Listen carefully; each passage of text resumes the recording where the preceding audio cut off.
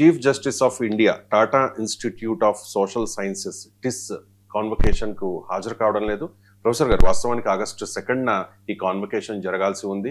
సిజేఐని invite చేశారు. ఆ తర్వాత విద్యార్థుల నుంచి పెద్ద ఎత్తున వ్యతిరేకత రావడంతో ఆ ప్రోగ్రాం వాయిదా పడింది. ఇప్పుడు మరో గెస్ట్ ని పిలుస్తూ ఉన్నారు. సార్, విద్యార్థులు, యువత తమ పోరాటంతో ఒక సిజేఐను ఆపగలిగారు, అలాగే ఒక కేంద్ర మంత్రిని తొలగించగలిగారు.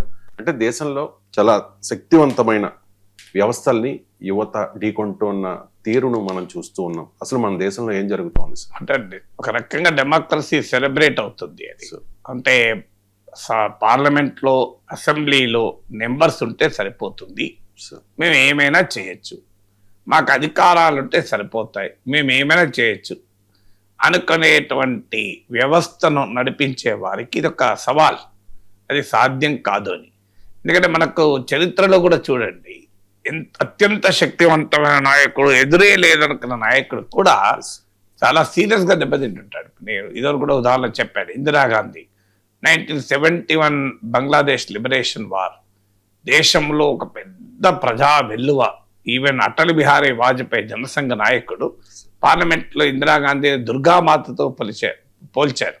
అంటే కాంగ్రెస్ పార్టీకి బద్ద విరోధి జనసంఘ్, ఇప్పుడు ప్రస్తుత బీజేపీ. సో అలాంటి వాతావరణం అంటే రాజభవనాల రద్దు, గరీబీ హఠావో, బ్యాంకుల జాతీయకరణ, ఈ ప్రోగ్రెసివ్ ఎజెండా, అసలు అలాంటి ఇందిరాగాంధీకి తిరిగే ఉండదు అనుకుంటే వితిన్ 3 years పెద్ద వ్యతిరేకత మొదలై ఆఖరికి దాన్ని తట్టుకోవటానికి ఆమె ఇంటర్నల్ ఎమర్జెన్సీ ప్రకటించింది 75. ఎవరైనా ఊహించామా ఇంత డిఫరెన్స్ వస్తుందని? ఇది కూడా చూడండి మీరు, బెంగాల్ ఎన్నికల్లో బీజేపీ అపూర్వ విజయం సాధించింది, మామూలు కాదు. సో 34 ఏళ్ల పాటు కమ్యూనిస్టు గెలిచిన గడ్డ పైన కాషాయ జెండా ఎగరేసి తృణమూల్ కాంగ్రెస్ 15 ఏళ్ల పాలనకు ముగింపు పలికి ఒక తమకు అన్ఫెమిలియర్ గ్రౌండ్లో కూడా బీజేపీ అద్భుత విజయాన్ని సాధించింది. అది సాధించిన 30 రోజుల్లోనే చూడండి మీకు ఎంత మార్పు వచ్చింది. ధర్మేంద్ర ప్రధాన్ రాజీనామా చేయాల్సి వచ్చింది. అంటే మరి అది కూడా ఏ కాంటెక్స్ట్, అన్ని పార్టీల ఎంపీలు, ఇక రాఘవ్ చద్దా నాయకత్వంలో ఆప్ ఎంపీలంతా బీజేపీలో చేరారు. మీరు తృణమూల్ కాంగ్రెస్ తరఫున ఉన్న గెలిచిన ఎంపీలంతా బీజేపీలో చేరారు. శివసేన ఉద్ధవ్ ఠాక్రే వర్గం ఎంపీలు బీజేపీలో చేరారు. 2/3 మెజారిటీ వైపుగా బీజేపీ వెళ్తుంటే ప్రతిపక్షాలను ముక్కలు చెక్కలు చేసి చీల్చి చెండాడి, ఇప్పుడు తృణమూల్ కాంగ్రెస్ పరిస్థితి ఏంటి? సమాజ్వాదీ పార్టీని చీలుస్తారంటున్నారు, ఎన్సీపీని శరద్ పవార్ వర్గాన్ని లాగేస్తామంటున్నారు. ఇంత జైత్రయాత్ర జరుగుతున్న సమయంలో ఏం జరిగింది? చిన్న పిల్లలు మీకు అశ్వమేధ యాగం అంటే మోడీ అశ్వాన్ని ఆపేశారు, చిన్నపిల్లలు. సో అందుకే అర్థం, మన ఎదురు లేదనుకుంటే అదే పొరపాటు. బలవంతుడు నాకేమని అని శతక సాహిత్యంలో ఉంది కదా. ఇప్పుడు చలిచీమల్ లాంటి యువదండు, చలిచీమల్ లాంటి జెన్జీ తిరగబడితే బలవంతుడే ఆగిపోయే పరిస్థితి వచ్చింది కదా. So accountability of the institution, supreme court chief జస్టిస్ను ప్రశ్నించడం మామూలు విషయం కాదు కదా. దేశంలో డెమోక్రసీ ఎంత బలంగా ఉంది అని దానికి నిజంగా చీఫ్ జస్టిస్ కూడా అభినందించాలి. ఆయన అంతకుముందు ఏ వివాదాస్పద వ్యాఖ్యలు చేసినా తర్వాత ఈ అంశం పైన, తనను పిలవద్దు అన్న అంశం పైన మాత్రం ఆయన చాలా హుందాగా వివరించారు. సో నల్సర్ ఇష్యూ వచ్చినప్పుడు కూడా it's a dialogue between me and students, మీరెవరి మధ్యలో అని బార్ కౌన్సిల్ ప్రశ్నించాడు. So bar council has no role అన్నాడు. సో వాళ్ళు నాతో వాళ్ళ సంవాదం, అది it's a conversation dialogue between me and students అన్నారు. Already Tata institute of social Sciences తర్వాత నల్సర్, ఇప్పుడు నేషనల్ లా స్కూల్ యూనివర్సిటీ, మీకు ఇంకో నేషనల్ లా స్కూల్లో కూడా వ్యతిరేకించారు. ఆఖరికి బార్ కౌన్సిల్ చైర్మన్ కూడా రావద్దు అని చెప్పి ప్రతిఘటించారు. నేను ఆయన క్షమాపణ చెప్పినా, ఆర్డర్స్ విత్డ్రా చేసుకున్నా, అసలు ఈ రకమైన ఆర్డర్స్ ఇవ్వడం ఏంటి అని. అంటే ఒక 20 ఏళ్ళ పిల్లలు, అరౌండ్ 20 years కదా వీళ్ళంతా, ఇంకా లా పూర్తి కాలంటే 20-23 మధ్యలో ఉంటారు.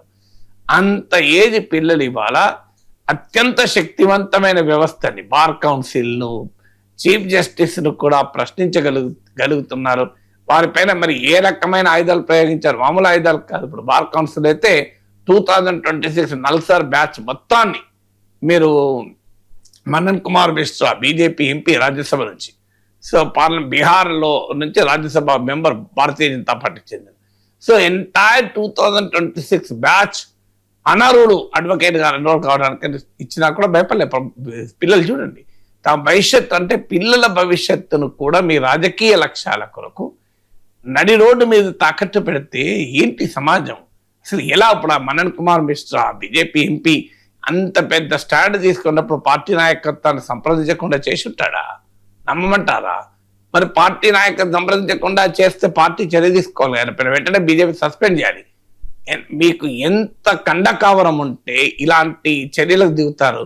అన్యాయంగా ఒక బ్యాచ్ అసలు ప్రొటెస్ట్ తో సంబంధం లేని వాళ్ళకు కూడా మీరు ఎంటైర్ బ్యాచ్ అడ్వకేట్ గా మీరు ఎన్రోల్ కావాలి. ఆయనకు అధికారం లేదు. అడ్వకేట్స్ యాక్ట్ ఆఫ్ 1961 ఏ రకమైన అధికారం ఇవ్వడు. సెక్షన్ 49 చూడండి, 48 చూడండి, మీకు సెక్షన్ 24 చూడండి. బార్ కౌన్సిల్ అధికారాలు ఏంటి ఉంటాయి? మరి ఎలా అన్నారు? అడ్వకేట్స్ యాక్ట్ అధికారం ఇవ్వదు. అయినా కూడా మొత్తం ఎంటైర్ బ్యాచ్ మీకు అడ్వకేట్ గా ఎన్రోల్ చేసుకోవద్దు అన్నాడు. అదే గనక అమలయ్యి ఉంటే ఏం పరిస్థితి వచ్చేది? రేపు ఒక డాక్టర్ ఏదన్నా సోషల్ మీడియా పోస్ట్ పెడితే ఇండియన్ మెడికల్ అసోసియేషన్ ఆయన డీరెకగ్నైజ్ చేయండి, ఆ డాక్టర్ గా అర్హుడు కాదు. ఒక చార్టెడ్ అకౌంటెంట్ సోషల్ మీడియాలో పోస్ట్ పెడితే ఇన్స్టిట్యూట్ ఆఫ్ చార్టెడ్ అకౌంటెంట్స్ అతని సిఏ లైసెన్స్ క్యాన్సిల్ చేయండి. ఒక ఐసీడబ్ల్యూ చేసిన కంపెనీ సెక్రటరీ పోస్ట్ పెడితే ప్రభుత్వ విధానాన్ని ప్రశ్నిస్తే ఆయన ఐసీడబ్ల్యూ సర్టిఫికేట్ రద్దు చేయండి. ఇదే జరిగి ఉంటే అసలు ఈ దేశంలో ప్రజాస్వామ్యం ఉంటుందా?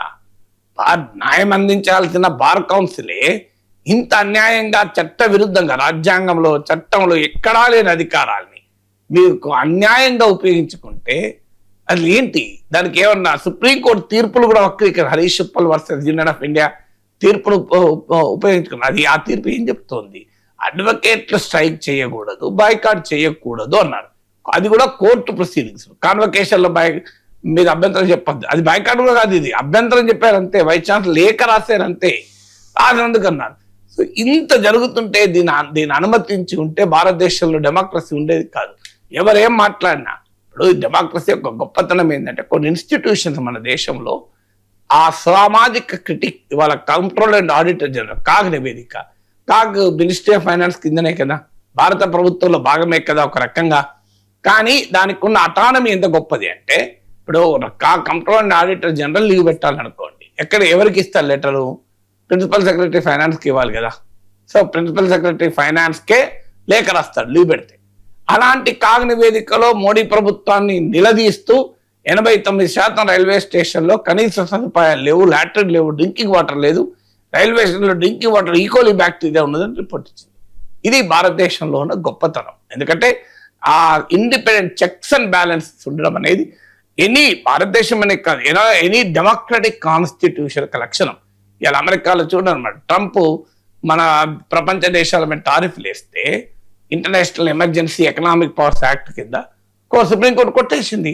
ఆ సుప్రీంకోర్టులో జడ్జిలు ఎవరంటే ట్రంప్ నియమించిన జడ్జిలు. ఇప్పుడు మన దగ్గర ఉన్న జడ్జిల నియామకంలో ప్రభుత్వం డైరెక్ట్ జోక్యం ఉండదు, కానీ అమెరికాలో అలా ఉంటుంది. అయినా ట్రంప్ నియమించిన కన్సర్వేటివ్ జడ్జిలే ట్రంప్కు వ్యతిరేకంగా తీర్పు చెప్పారు. అది కదా ఇన్స్టిట్యూషన్. ఇప్పుడు అమెరికన్ కాంగ్రెస్ లోనే ట్రంప్ కళ్ళం వేస్తున్నారు.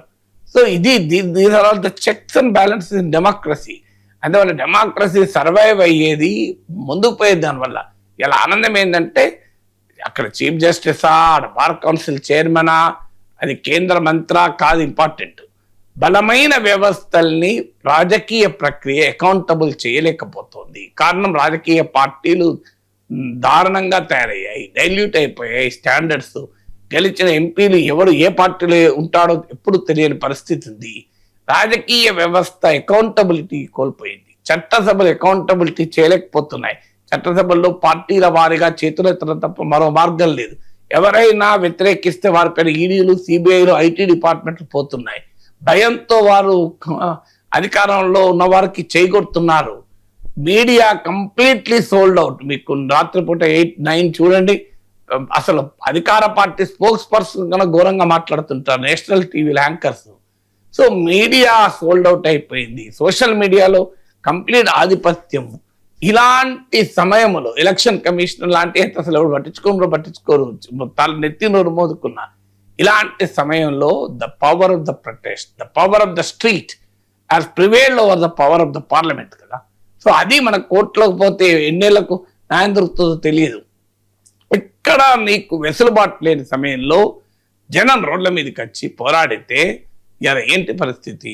కేంద్ర మంత్రి రాజీనామా చేయాల్సి వచ్చింది. బార్ కౌన్సిల్ చైర్మన్ క్షమాపణ చెప్పాల్సి వచ్చింది. నరేంద్ర మోడీ లాంటి బలమైన నాయకుడు తన కేబినెట్ మంత్రిని తీసి బయటపడేయాల్సి వచ్చింది. ఇదంతా ఎట్లా జరిగింది? That is the beauty of democracy.